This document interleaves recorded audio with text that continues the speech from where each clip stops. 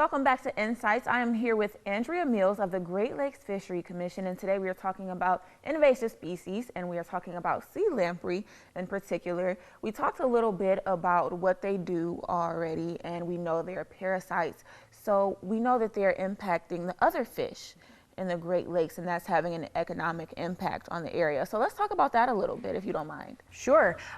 When sea lamprey invaded in the 1800s and early 1900s, the fisheries that were going on in the Great Lakes were one of the most valuable components of the economy.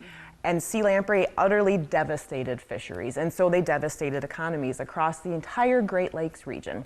The main fish that sea lamprey attacked was the lake trout. Lake trout are large fish that are a perfect prey resource, a perfect host fish for sea lamprey, but they were also very valuable economically. Many people fished for them.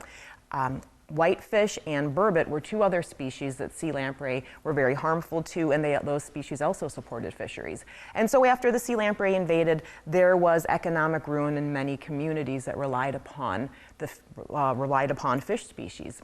And so there was a public outcry that resulted across the Great Lakes that ultimately led to the formation of the Great Lakes Fishery Commission and also the establishment of Hammond Bay Biological Station, which is in northeastern Michigan near Rogers City. That is where I am stationed for my work. At Hammond Bay Biological Station, the researchers got busy and began developing control methods for sea lamprey. It all started in the early 1950s, and that great work has continued right through today.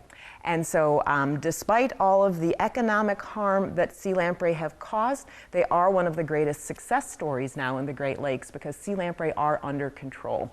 We have been able to reduce their populations by 90% since they first invaded the Great Lakes. It's one of the best control programs anywhere in the world for an invasive species, and it all started just near Rogers City in northeastern Michigan. Wow, well, that's a good story that's close to home. So let's talk a little bit about how they are controlled. What methods are used to keep these, at a minimum? Sure. So the main way we control lamprey is by applying what's called a lampricide. Here is an example of a lampricide. It is a type of pesticide, but we call it a lampricide specifically because it is selective to killing lamprey species without harming other fish and wildlife populations, which is a really incredible story that these lampricides were discovered. In the 1950s at Hammond Bay Biological Station, the biologists there tested over 6,500 different chemical compounds, typically at 2 or 3 different concentrations. It was over 20,000 different tests that were run. And of all that work, they discovered 2 chemical compounds that were selective,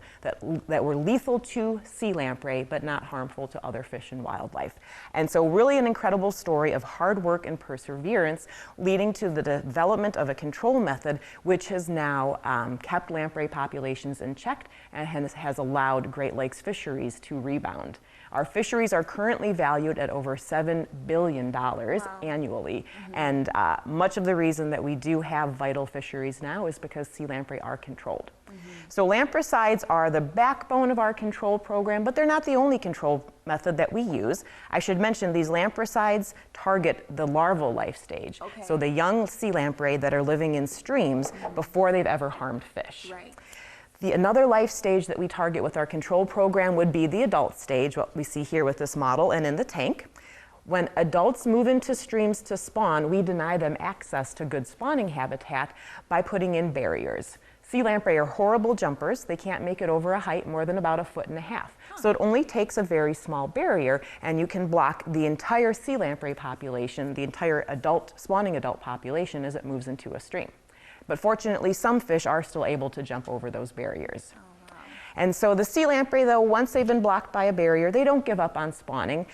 They will spawn between the barrier and the lake that they came from, but then our crews go out and treat that area of the stream with lampricides. So barriers and lampricides work hand in hand. And the final thing we do is we trap the adult sea lamprey. Once they've been blocked by a barrier, we typically have traps in many streams throughout the Great Lakes. Those sea lamprey eventually work their way into the trap, and then we remove them from the Great Lakes before they spawn. Wow, who knew all of this was happening under the water? And it's such a big deal that a lot of people may not know about. So like I was saying before, it is crucial to fishermen And what are some of the things that we can do to look out for those? Are there anything anglers should be doing in particular or looking out for when they're out fishing? Yeah. So there is not much that people can do in terms of their day-to-day activities while out fishing to help the sea lamprey control program.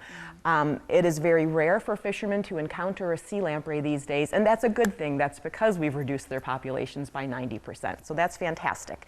But the most important thing is that people are supportive of funding for invasive species control in the Great Lakes, supporting of programs such as the Great Lakes Restoration Initiative and others that goes to fund research on the development of novel new control methods for sea lamprey as well as other invasive species.